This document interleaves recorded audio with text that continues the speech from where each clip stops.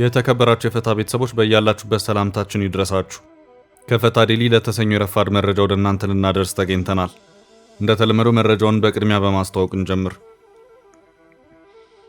ሰሞኑን በአባይ ጉዳይ በቃኝ፣ ከኢትዮጵያ ጋር ንግግር አልፈልግም፣ ለ13 ዓመታት ድርድር እያልኩ ለፍቻለሁ፣ ከዚህ በኋላ ዓለም አቀፍ ሕግጋት በሚፈቅዱልኝ መሰረት ራሴን ለመከላከልና የሕዝቤንም ብሔራዊ ጥቅም ለማስከበር ዝግጁ ነኝ ስትል የነበረችው ግብጽ ትላንት ደግሞ በሌላ አዲስ አቋም ተከስታለች። ሚኒስትሮቿ በአንድ ጉዳይ በተለያዩ መድረኮች የሚናገሯቸው ንግግሮች የተለያዩ ሆነዋል፣ ይዘነዋል። ሰሞኑን በመቀሌ ከታየ ወታደራዊ ግርግር ጋር በተያያዘ ከህዝብ እይታ ውጭ የነበሩትና የት ናቸው ሲባሉ የነበሩት የትግራይ ጊዜያዊ አስተዳደር ፕሬዝዳንት ሌተናል ጀነራል ታደሰ ወረደ በሳምንቱ መጨረሻ ላይ ባሉት 2 ቀናት በስራ ላይ መሆናቸውን የሚያሳዩ መረጃዎች እየወጡ ነው። ጀነራሉ በተፈጠረው የመቀሌ ወታደራዊ ክስተት ዙሪያ አሁንም ዝምታ ላይ ናቸው። ጥንቅራችን በዚሁ ዙሪያ የሚያደርሳችሁ መረጃ አለ። በአዲስ አበባና በአገሪቱ ከተሞች የነዳጅ ጉዳይ ስጋት ፈጥሯል። በተለይ ናፍጣ እጥረት የተፈጠረ ሲሆን በአንዳንድ የአገሪቱ አካባቢዎች በሊትር እስከ 70 በመቶ ዋጋው ጨምሮ ተገኝቷል። በሳምንቱ ሮብ ዕለት ጀምሮ ተግባራዊ የሚሆነው የ30 በመቶ የነዳጅ ታክስ ለተፈጠረው እጥረትና የዋጋ ንረት ምክንያት ሆኖ ተጠቅሷል። አዲስ አበባ፣ ሐዋሳ፣ ዝዋይና ሀገረ ሰላም ከተሞች ስለተፈጠረው የናፍጣ ችግር መረጃ ይዘናል። በዩኒቨርሲቲ ውስጥ የተነሳው ተቃውሞ ጋር በተያያዘ በርካቶች ታስረዋል። ከዩኒቨርሲቲ የተባረሩ ተማሪዎችም ስለመኖራቸው ተሰምቷል። መረጃውን እናደርሳለን። ኤርትራ የሞቱት ጀነራሎችን ምክንያት አድርገው ሊወሩን ተዘጋጅተዋል ስትል ክሷን አሰምታለች። ኤርትራውን ተዳክማለች ብላችሁ እንዳታስቡ ሲል የኢሳያስ አፈወርቂ አስተዳደር በይፋዊ መግለጫ ማስጠንቀቂያ ሰጥቷል። ጥንቅራችን መረጃውን ያደርሳል። ከቅርብ ጊዜ ወዲህ ለጎረቤት ሶማሊያ ከፍተኛ የጦር ድጋፍና ጥበቃ ከምታደርገው ቱርክ አስደንጋጭ መረጃ ተሰምቷል። ከቱርክ ብሔራዊ ደህንነት አካዳሚ የሾለከ አንድ ሰነድ የኢትዮጵያ ጎረቤት አስጊ ሁኔታ ውስጥ ስለመሆኑ አጋልጧል። የሶማሊያ ጦር አገሪቷን ሊያስጥል አይችልም ብሏል። የቱርክ ደህንነት ግምገማ ኢትዮጵያ ጎረቤት ላይ የተጋረጡ 5 አደጋዎችን ከሾለከው የደህንነት ሰነድ የምንመለከት ይሆናል። እስከ ፍጻሜው አብራችሁን ቆዩ። የምንለቃቸው ዕለታዊ ትኩስ ዜናዎች እንዲደርሷችሁ ላይክ፣ ሼር፣ ሰብስክራይብ ማድረግ እንዳትረሱ።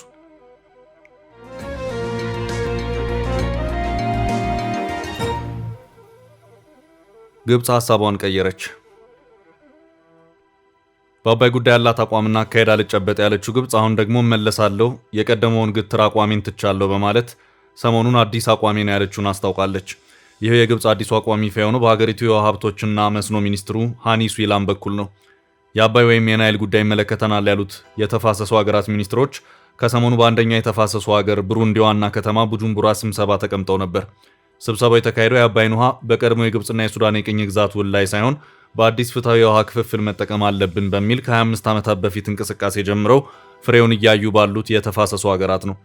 በዚህ የናይል ተፋሰስ ሀገራት ስብስብ ውስጥ ኢትዮጵያን፣ ሱዳንን፣ ግብጽን፣ ኬንያን፣ ሩዋንዳንና ብሩንዲን ጨምሮ በአጠቃላይ 10 ሀገራት አሉ። ሀገራቱ እንደ አውሮፓውያን አቆጣጠር ከ1999 ጀምሮ ናይል ቤዝ ኢኒሺየቲቭ በተባለ እንቅስቃሴ የአባይን ውሃ በምን መልኩ ለልማታቸው መጠቀም እንደሚችሉ በብዙ ሲመክሩ ቆይተዋል። ግብጽ በአንጻሩ የአባይን ከ85 በመቶ በላይ የውሃ ፍሰት የምታበረክተዋን ኢትዮጵያን ጨምሮ የሌሎችን ሀገራት ድርሻ ዜሮ በማድረግ 100% ውሃውን ለራሷና ሱዳን የሚሰጠውን የ1959ን ስምምነት ለማስቀጠልና አዲስ ስምምነትም እንዳይኖር በብርቱ ስትታገል ቆይታለች። ነገር ግን አልተሳካም። ሀገራቱ አዲሱን የውሃ ክፍፍል በህግ አውጪው አካላቸው በማጽደቅ ወደ ስራ ለመግባት ጫፍ ላይ ሲደርሱና ኢኒሺየቲቭም ወደ ኮሚሽን ሲያድግ ግብጽ አልፈልግም ብላ ወጣች።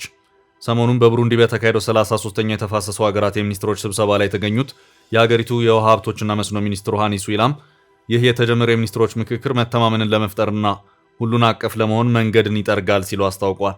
ይህም ግብጽ በሙሉ የትብብር መንፈስ እንድትመለስም ያደርጋታል ሲሉ የሚያስታወቁ መሆኑን የሀገሪቱ መገናኛ ብዙሃን በዘገባዎቻቸው አመላክተዋል። ሚኒስትሩ ከዚህም አልፎ ትብብሩ እንዲጠናከር ሌሎች አቅም ያላቸው በገንዘብና በቴክኒክም ጭምር እገዛ ሊያደርጉ ይገባል ሲሉም ተደምጠዋል። ግብጽ ከዚህ ቀደም ይህንኑ አዲሱን የውሃ ክፍፍል የሚመለከተውን የናይል ቤዚን ኢኒሺየቲቭ አልፈልግም በማለት ጥላ ሄደች መሆኑ የሚታወስ ነው። አሁን ደግሞ በሌላ አደናጋሪ አቋም የተከሰተችበት ሁኔታ ታይቷል።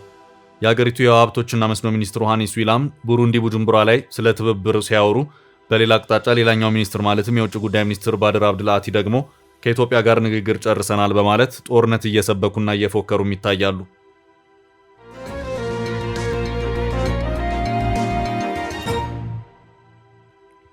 በቀጣይ መረጃ በሞቱት ጀነራሎች ሊወሩን ነው። ኤርትራ የሞቱት ጀነራሎች ምክንያት አድርገው ሊወሩን ተዘጋጅተዋል ስትል ክሷን አሰምታለች። ኤርትራውን ተዳክማለች ብላችሁ እንዳታስቡ ሲል የኢሳያስ አፈወርቂ አስተዳደር በይፋዊ መግለጫ ማስጠንቀቂያ ሰጥቷል። ኤርትራ ይህን ያለችው በማስታወቂያ ሚኒስትሯ የማነ ገብረ መስቀል በኩል ይፋ ባደረገችውና በሆርን ሪቪው ድረገጽ ላይ ለታተመ ትንታኔ በሰጠችው ምላሽ ነው። የኤርትራ የማስታወቂያ ሚኒስትር በትላንትናው ዕለት ባጋሩት ልጥፋቸው ከሆርን ሪቪው መልእክት ጀርባ የብልጽግና እጅ አለበት ሲሉ ወቅሰዋል። ከሳምንት በፊት የተጋራውና የኤርትራ ከፍተኛ አመራሮችና የፕሬዝዳንት ኢሳያስ አፈወርቂ የቅርብ ሰዎች ተከታታይ እልፈት ከባድ ስጋት መደቀኑን ያመለከተው የድረገጹ ትንታኔ ሲያነጋግር መቆየቱ ይታወቃል። መረጃው በተከታታይ ሕይወታቸው ያለፉ ከፍተኛ ወታደራዊና ሲቪል አመራሮችን ጉዳይ አንስቷል። በሆርን ሪቪው ቲንክ ታንክ በማህደር ነሲቡ የተዘጋጀው የትንታኔ የአገሪቱ ብቸኛ ገዢ ፓርቲ የሆነው ህግደፍ አንጋፋ አመራሮች እድሜያቸው እየገፋና ቁጥራቸው እየተሟጠጠ በመምጣቱ ሀገሪቱ ለቀጣይ ምዕራፍ የተዘጋጀች አትመስልም ሲል ያመለከተም ነበር። ትንታኔው የ79 ዓመቱ ፕሬዝዳንት ኢሳያስና በዙሪያቸው ያለው አንጋፋ ባለስልጣናት እያረጁ በመጡ ቁጥር ስርዓቱ ተተኪ አላዘጋጀም ሲል አመልክቷል። የማስታወቂያ ሚኒስትሩ አቶ የማነ ገብረ መስቀል በተደጋጋሚ የሚያውጇቸው የከፍተኛ ወታደራዊና የፓርቲ ባለስልጣናት ሞት ይህንን የተተኪ ጦትና የስርዓቱን ስብራት በግልጽ ያሳያል ሲል ያትታል። ገዢው ትውልድ ሲያልፍ ሀገሪቱ በመዋቅራዊ ደረጃ ላልተዘጋጀችበት ምዕራፍ ትጋለጣለች። ስርዓቱ ያፈናቸው ችግሮችም ኤርትራን ዋጋ ያስከፍላል ሲል ትንታኔው እንዲሁ ስጋቱን ያስቀምጣል። ስርዓቱ ስልጣንን ሙሉ በሙሉ በነጻነት ታጋዮች እጅ ያቆየ ሲሆን ወጣቱን ዋርሳይ ትውልድ ግን ራሱን ችሎ እንዳይቆም አድርጎታል። ዋርሳይ ትውልድ ዜግነታዊ ኃላፊነቶችን እንዲሸከም ተደርጓል። ነገር ግን ራሱን የቻለ እይታ ወይም ሀሳብ እንዳይፈጥር ተደርጓልም ይላል። ይህም ወጣቱ ትውልድ በመንግስት ላይ ጥገኛ እንዲሆንና ሀገርን የመምራት ክህሎት እንዳያዳብር አድርጎታል ሲል ትንታኔው ቀጣይ የኤርትራ ዕጣ ፈንታ ላይ ጥያቄ ምልክት ያስቀምጣል። በዚህ ጉዳይ በትላንትናው ዕለት ይፋዊ መግለጫ የሰጡት የኤርትራ የማስታወቂያ ሚኒስትር የማነ ገብረ መስቀል ብልጽግና የሚጎስማቸው የጦርነት ፕሮፓጋንዳዎች ውሃ የማያነሱና ከአመክንዮ የራቁ ናቸው ሲሉ ተችተዋል። የባህር በር አገኛለሁ በሚል ታሪክ ሲከልሱና ሲያጣምሙ ቆይተዋል ሲሉ ትችታቸውን የቀጠሉት የማስታወቂያ ሚኒስትሩ አሁን ላይ ከዚህ ተሻግረው ከምክንያት በራቀ መልኩ የጦርነት ፕሮፓጋንዳ ላይ ናቸው ሲሉ ወቅሰዋል። በዚህ መንገድ በሕይወታቸው ከፍተኛ ተልዕኮ አሳክተው ተከብረውና በዕድሜያቸው በተፈጥሯዊ ህልፈት ያረፉትን የኤርትራ ጀግኖች ላይ ማሾፍና ማዋረድ ይዘዋል ሲሉ የማነ ወቅሰዋል። የኤርትራ ወታደራዊ አዛዦች ህልፈት በብልጽግና በኩል እንደ ጥሩ አጋጣሚ ተቆጥረዋል ሲሉ የገለጹት የማነ ይህ የተፈጥሮ ሂደት ነው፣ ጀግኖቹ ግን ከመቃብር በላይ ታሪክ ሰርተዋል ሲሉ አመልክተዋል። የዋርሳይ ትውልድ የነጻነት ችቦ ወርሶ የኤርትራን የማይደፈር ሉዓላዊነትና የግዛት አንድነት ለመጠበቅና ለማስጠበቅ ብቃቱን ያረጋገጠ ነው ያሉት የማነ ይህንንም በዋርሳይ ትውልድ ህልፈት ስጋት አለን በሚል ከብልጽግና በኩል የተሰማው ከሐዘኔታ አይደለም ሲሉ አጣጥለዋል። ብዙ ሳላበዛ ድሃ በልቡ ቅቤ ባይጠጣ ምን ይሆን ነበር ስል መልእክቴን ቋጫለሁ ሲሉ የማነ አጽንኦት ሰጥተዋል።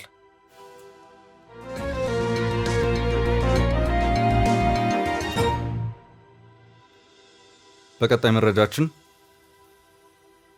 ጀነራል ታደሰ ተመለሱ። ሰሞኑን በመቀሌ ከታየ ወታደራዊ ግርግር ጋር በተያያዘ ከህዝብ እይታ ውጭ የነበሩትና የት ናቸው ሲባል የነበሩት የትግራይ ጊዜያዊ አስተዳደር ፕሬዝዳንት ሌተናል ጀነራል ታደሰ ወረደ በሳምንቱ መጨረሻ ላይ ባሉት 2 ቀናት በስራ ላይ መሆናቸውን የሚያሳዩ መረጃዎች እየወጡ ነው። ጀነራል ታደሰ ባለፈው ሳምንት ከካምፓቸው የወጡና መቀሌ ከተማ በመግባት ደጀና በመባል የሚታወቀውን ጽህፈት ቤታቸውን የተቆጣጠሩ ታጣቂዎች እንደነበሩ የሚታወስ ነው። አርሚ 31 የተባለው ኃይል 2 ክፍል ወደ ከተማዋ ዘልቆ ከመግባት ባለፈም የመገናኛ ብዙሃንን የመቆጣጠር እንደዚሁም በከተማዋ ፍንዳታ ሳይቀር የተሰማበት ሁኔታ የነበረ መሆኑ የሚታወስ ነው። በርካቶች የጊዜያዊ አስተዳደሩ ፕሬዝዳንት ጀነራል ታደሰ ወረደ የት ገቡ በማለት ሲጠይቁም ነበር። ወደ መቀሌ የገቡት ታጣቂዎቹም ሳይቀሩ እሳቸው መጥተው ያናግሩን ብለው እንደነበር ከስፍራው ሲወጡ የነበሩት መረጃዎች ሲያመለክቱ የነበረ መሆኑ የሚታወስ ነው። ጀነራል ታደሰ ሰሞኑን ስለተፈጠረው ክስተት ምንም ነገር ባይሉም በስራ ላይ መሆናቸውን ግን ማሳየት ጀምረዋል። የትግራይ ፐብሊክ ዲፕሎማሲ የተባሉትንም አካላት በአካል ያናገሩ መሆናቸውን መረጃዎች አመልክተዋል። በተመሳሳይ መልኩ ፕሬዝዳንቱ ባለፈው ቅዳሜ ከአውሮፓ ዲፕሎማቶች ጋር የዙም ውይይት ያደረጉ መሆኑም ታውቋል። መቀሌ በገቡት ታጣቂዎች ስርጭቱ ተቋርጦ እንደገና ወደ አየር ተመልሷል የተባለው ድምጽ ወያኔም የትላንት ዳር 28 ቀን 2025 የጀነራል ታደሰ አንድ የሥራ እንቅስቃሴን የተመለከተ ዘገባን አጋርቶም ታይቷል። ድምጽ ወያኔ በዘገባውም ርዕሰ መስተዳደር ጀነራል ታደሰ ወረደ በውሃ ኢነርጂ ምግብ ኔክሰስ ላይ ትኩረት ለማድረግ ከተቋቋመው የቴክኒክ ኮሚቴ ጋር ቅዳሜ ዕለት ተወያይተዋል። ግብረ ኃይሉ ከትግራይ ውሃ ሀብት ቢሮ፣ ከግብርናና ገጠር ልማት ቢሮ፣ ከመቀሌ ዩኒቨርሲቲ፣ ከግብርና ምርምር ኢንስቲትዩትና ከሌሎች ተቋማት የተውጣጡ ከፍተኛ ባለሙያዎችን ያካተተ ሲሆን የምርምርና የውሃ ኢነርጂ ኩባንያ ለማቋቋም የውሳኔ ሐሳብ እንዲያቀርብ መታዘዙን የፕሬዝዳንቱ ጽህፈት ቤት አስታውቋል የሚል ሆኖ ታይቷል። ጀነራል ታደሰ ባለፉት ጊዜያት በትግራይ የተለያዩ እንቅስቃሴዎች ሲፈጠሩ መግለጫ የሚሰጡበት ሁኔታ ቢኖርም በዚሁ በባለፈው ጠንከር ያለ የመቀሌ ወታደራዊ እንቅስቃሴ ዙሪያ ብዙ ቢባልም ቢያንስ ነገሩን ለማጥራት ምንም ነገር አለማለታቸውን በራሱ አነጋጋሪ ሆኗል።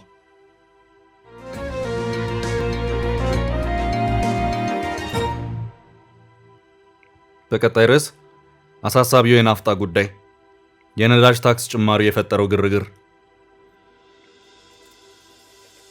በመዲናው አዲስ አበባ በሳምንቱ መጨረሻ ቀናት በበርካታ የከተማው ማደያዎች ረጃጅም የመኪና ሰልፎች ተስተውለዋል። በተለይም በናፍጣ የሚሰሩ መኪኖች ለረጅም ሰዓታት ናፍጣ ፍለጋ ቆመው አሳልፈዋል። የናፍጣ በገበያው እጥረት መኖሩ እና የዋጋ መናሩም እየተነገረ ይገኛል። በተለይ ዋጋው ከመዲናው ውጭ እጅጉን ጨምሮ መገኘቱም በአንዳንድ አካባቢዎች በ121 ብር ይሸጥ የነበረው ናፍጣ እስከ 200 ብር መድረሱን የካፒታል ዘገባ አመልክቷል። መንግስት የናፍጣ መሸጫ ዋጋ በሊትር 121 ብር ገደማ እንዲሸጥ ውሳኔ አስተላልፎ እየተተገበረ ቢገኝም በአገሪቱ የተለያዩ አካባቢዎች ዋጋው በእጅጉ ጨምሮ ተገኝቷል። በተለይ በሲዳማ ክልል ሀገረ ሰላምና ሐዋሳ ዙሪያ ጨምሮ እስከ ዝዋይ ድረስ የ1 ሊትር የናፍጣ ዋጋ በከፍተኛ ደረጃ አሻቅቦ እስከ 200 ብር ድረስ በህገወጥ መንገድ እየተሸጠ መሆኑን የካፒታል ጋዜጣ ዘገባ አመልክቷል። ናፍጣ ከህጋዊ ዋጋ አንጻር በ79 ብር ልዩነት እስከ 65.29% ጭማሪ ማሳየቱን የታየው በሀገረ ሰላም ከተማ 30 ሊትር ናፍጣ በ165 ብር ዋጋ ሲሸጥ ጠቅላላ ዋጋው 4950 ብር ደርሷል። በዝዋይ ደግሞ 35 ሊትሩ በ185 ብር ዋጋ እስከ 6475 ብር እየተሸጠ መሆኑ ተነግሯል። በዝዋይ በህገወጥ መንገድ ደግሞ በ200 ብር ዋጋ እስከ 7000 ብር ድረስ በድብቅ እየተሸጠ እንደሚገኝ ታውቋል።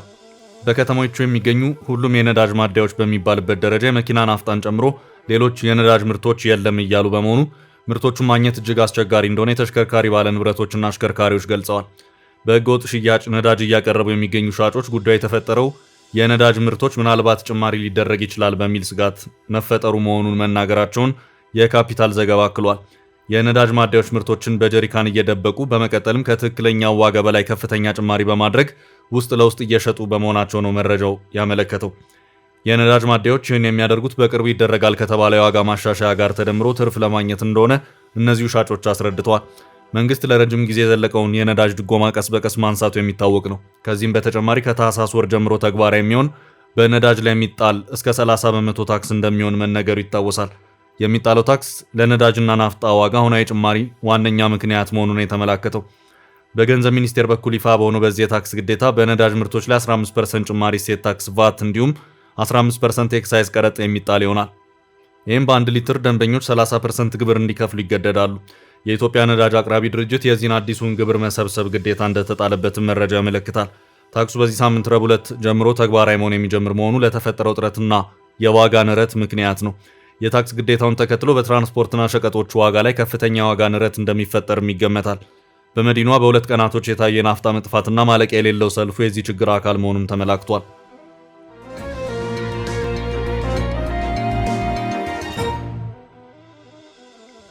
በቀጣይ ርዕስ የታሰሩት የዩኒቨርሲቲ ተማሪዎች። በዩኒቨርሲቲ ውስጥ የተነሳውን ተቃውሞ ጋር በተያያዘ በርካቶች ታስረዋል።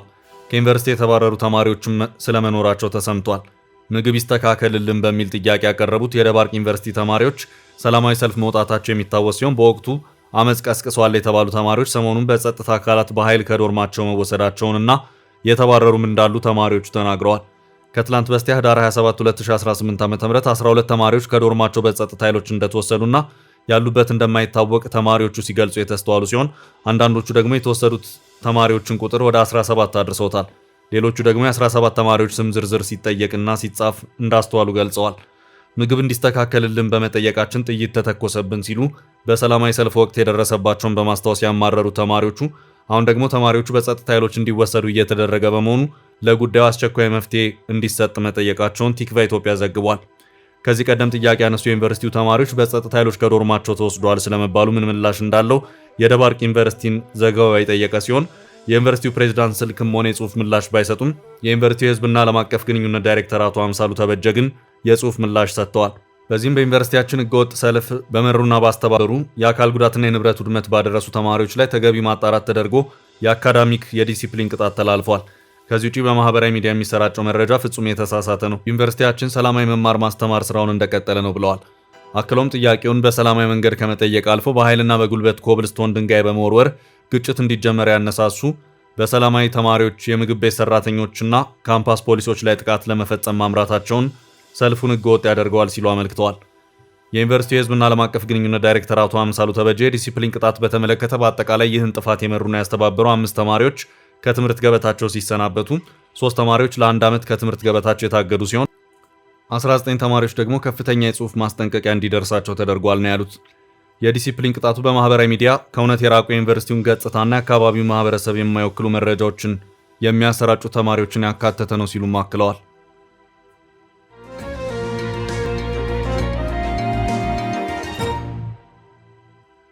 ወደ ቀጣይ ርዕሳችን አለፍ። የሾለከው የደህንነት መረጃ። የኢትዮጵያ ጎረቤት ደህንነት አደጋ ውስጥ ናት። ከቅርብ ጊዜ ወዲህ ለጎረቤት ሶማሊያ ከፍተኛ የጦር ድጋፍና ጥበቃ ከምታደርገው ቱርክ አስደንጋጭ መረጃ ተሰምቷል። ከቱርክ ብሔራዊ ደህንነት አካዳሚ የሾለከ ሰነድ የኢትዮጵያ ጎረቤት አስጊ ሁኔታ ውስጥ ስለመሆኑ አጋልጧል። የቱርክ ደህንነት የሆነው ኤምአይቲ በሶማሊያ የደህንነት ጉዳይ ላይ ያጠናቀረው ግምገማ ሰነዱ ሾልኮ የወጣ ሲሆን ደህንነቱ ሶማሊያ ተሰባሪና አስጊ የደህንነት ሁኔታ ውስጥ ስለመሆኑ አደምድሟል። ቱርክና የሰላም አስከባሪ ኃይሎች ያስገኟቸው ድሎች ሊቀለበሱ እንደሚችሉ ነው ደህንነቱ ያስጠነቀቀው። ሾልኮ የወጣው የደህንነት ግምገማው ባለብዙ ገጽታ አጋርነት ሞዴል የሚል ስም ያለው ሲሆን ሶማሊያ ላይ የተጋረጡ 5 አደገኛ ስጋቶችን ለይቷል። እነዚህ ጥልቅ ስጋቶች ቱርክ በሶማሊያ የምታደርገውን የወታደራዊ ትብብር ከሞቃዲሾ ጋር ያስተሳሰራትን የኢኮኖሚ ጥቅሞችም አደጋ ውስጥ የከተቱ ናቸው ሲል ይተነትናል። ሶማሊያ ከብዙ አቅጣጫ በደህንነት ውጥረት ውስጥ መግባቷና መወጠሯን የሚገልጸው የሾለከው ሰነድ አልሸባብ ዋነኛው ስጋት መሆኑን አስቀምጧል። ቡድኑ ባልተጠበቀ ፍጥነትና ሁኔታ ስጋትነቱ አይሎ መገኘቱን የገለጸው የሶማሊያና ቱርክ አጋርነት የፈጠረው የመከላከያ ጥምረት ቡድኑና እንቅስቃሴውን ሊገታ አለመቻሉን የቱርክ ደህንነት አምኗል። አልሸባብ የትይዩ መንግስት መመስረቱንና ከታክስ መሰብሰብ አንስቶ መንግስታዊ ቅርጽ እየያዘ መምጣቱን ግምገማው አጋልጧል። የቱርክ ደህንነት ግምገማ የሶማሊያ ብሔራዊ ጦር ኤስኤንኤ ብቻውን ያለ ውጭ ኃይሎች እገዛ ቡድኑን ሊያስቆም አይችልም ሲል ነው እውነታውን ያፈረጠው። በሶማሊያ ፌዴራል መንግስት መዋቅርና የፖለቲካ ስርዓቱ ተገንብቶ ያለመጠናቀቅ ችግር መሆኑን የደህንነት ግምገማው ያነሳ ሲሆን ማዕከላዊ መንግስቱና እንደ ፑንትላንድና ጁባላንድ ባሉ ቁልፍ ግዛቶች መካከል ያለው ልዩነት በሀገሪቷ የስልጣንና አስተዳደር ክፍተት የፈጠረ ነው ብሎታል። የማዕከላዊ መንግስት ተሰሚነት በግዛቶች አለመኖር የቱርክ ወታደራዊ እገዛን ከባድና የተወሳሰበ እንዳደረገው ሰነዱ አብራርቷል። የጂኦፖለቲካ ጠላትነት ያላቸው ሀገራት በሶማሊያ ላይ የሚያሳድሩትን ጫናም የደህንነት ግምገማው ተመልክቷል። በ2014 ተፈርሞ የነበረውን የሶማሌላንድና የኢትዮጵያ የመግባቢያ ስምምነት ጠቅሶ የውጭ ኃይሎች በሀገሪቷ የውስጥ ውጥረትን ምን ያህል በቀላሉ እንደሚያባብሱ ያሳያል ብለዋል። የቱርክን የአጋርነት ሚና የሚገዳደሩ የመረጃ ዘመቻዎች ፈተና ሆነዋል ሲል የቱርክ ደህንነት ገምግሟል። ድርቅ፣ የምግብ ዋስትና ችግር፣ የኑሮና ኢኮኖሚ መቃወስ ለጽንፈኛ ኃይሎች የወታደር ምልመላና ቅጥር በእጅጉ የተመቸ ሆኗል ሲሉም ገልጿል። በከባቢ አየር መዛባት የሚመጣ የህዝብ በብዛት መፈናቀል ሌላው የሶማሊያ ራስ ምታት ነው ብሏል። የቱርክ ብሔራዊ ደህንነት ተቋማት የተዳከሙባት ሶማሊያ ለአስተዳደርና ቁጥጥር አቅም አታለች ሲልም አስጊ ያለውን ሌላ እውነት አስቀምጧል። ሀገሪቷ ዘለግ ላለ ጊዜ የሚሆናት የፋይናንስ እጥረት አለባት። ይህ ለደህንነት እጅግ ወሳኝ የሆኑ መሰረተ ልማቶችም እንዳይከወኑ አድርጓል ሲል አትቷል። ውድ ቤተሰቦቻችን ለዛሬ ያዝንላችሁን ርዕሰ ጉዳዮች እዚህ ላይ ቋጨን። ላይክ፣ ሼር እና ኮሜንት በማድረግ ለቻናላችን ድጋፋችሁን መግለጽ እንዳትዘነጉ እያልን ከሌሎች መረጃዎች ጋር ደግመን እስክንገናኝ ቸር ያሰማን ስንል ተሰናበትን።